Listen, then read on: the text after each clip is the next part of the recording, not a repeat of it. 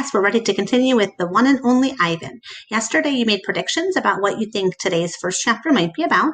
If you remember, the chapter is called A Bad Dream, and we know that it's Ruby that has the bad dream. So you made a prediction to see what you think the chapter might be about. So listen and see if you were right in your thinking.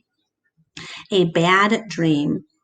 I lie awake, peeling dried red paint off of my fingertips. Bob, who accidentally walked on one of my paintings, is licking his red paws. Every so often, I glance over at the empty ring.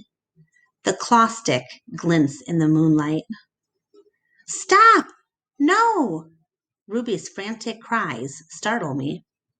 Ruby, I call, you're having a bad dream. You're okay. You're safe. Where's Stella? She asks, gulping for air. Before I can answer, she says, Never mind. I remember now. Go back to sleep, Ruby, I say. You've had a hard day. I can't go back to sleep, she says. I'm afraid I'll have the same dream. There was a sharp stick, and it hurt. I look at Bob, and he looks back at me. Oh, Ruby says. Oh, Mac. She puts her trunk between the bars. Do you think? She hesitates. Do you think Mac is mad because I hurt him today? I consider lying, but gorillas are terrible liars.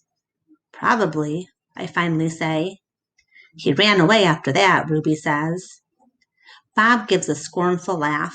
Crawled away is more like it. We are quiet for a while.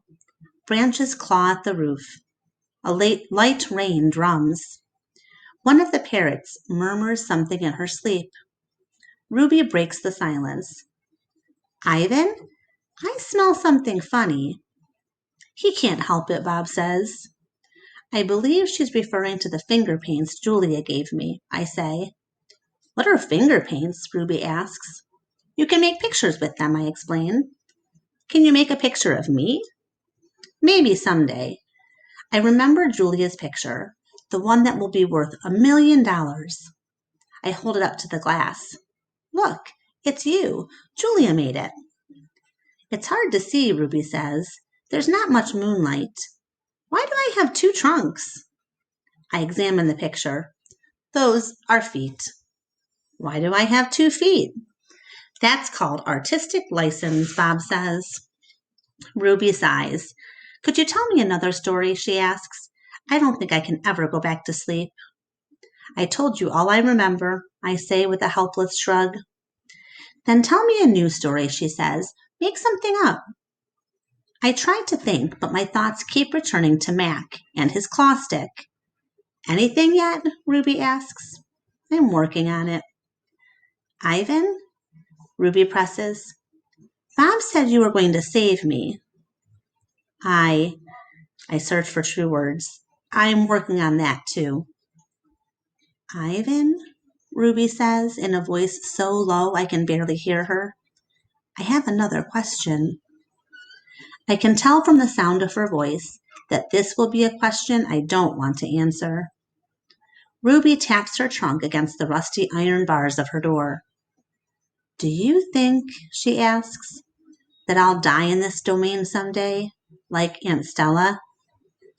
Once again, I consider lying, but when I look at Ruby, the half-formed words die in my throat.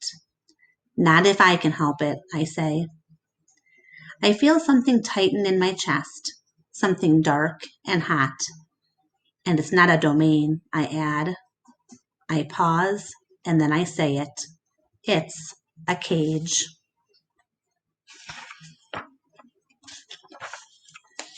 The story. I look at the ring, layered with fresh sawdust. I look at the skylight, at the half-hidden moon. I just thought of a story, I say. Is it a made-up story or a true one? True one, Ruby asks. True, I say. I hope. Ruby leans against the bars. Her eyes hold the pale moon in them. There is the way a still pond holds stars. Once upon a time, I say, there was a baby elephant. She was smart and brave, and she needed to go to a place called a zoo. What's a zoo? Ruby asks. A zoo, Ruby, is a place where humans make amends. A good zoo is a place where humans care for animals and keep them safe. Did the baby elephant get to the zoo? Ruby asks softly. I don't answer right away. Yes, I say at last. How did she get there? Ruby asks.